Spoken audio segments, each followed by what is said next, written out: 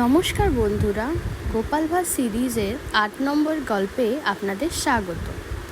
আজকের গল্প হলো গোপালের ছাগল আনতে যাওয়া। একদিন রাজা গোপাল ভাঁড়কে বলল যে রাজবাড়ির রান্নাঘরের জন্য একটা ছাগল কিনে আনতে হবে। গোপাল ভাঁড় টাকা নিল এবং বাজারে চলে গেল। যখন সে বাজার থেকে ফিরে এলো, রাজা জিজ্ঞেস করলো, গোপাল, ছাগল কোথায়? গোপাল বলল, ছাগল তো রাজার পরিবার নিজের খেয়েই ফেলেছে।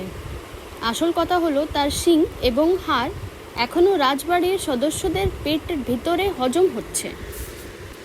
রাজা একটু বিস্মিত হয়ে জিজ্ঞাসা করলেন, এটা কি করে সম্ভব, বুঝিয়ে বলো।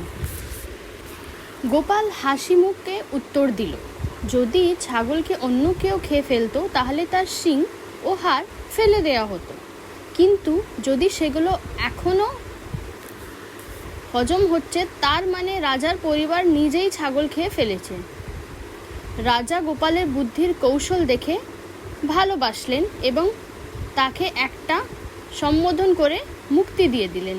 এই হলো গোপাল ভাঁড়ের অনেক ঘটনার মধ্যে একটা, যার বুদ্ধি এবং রঙের কথায় আজও বাঙালির মধ্যে চলে আসে।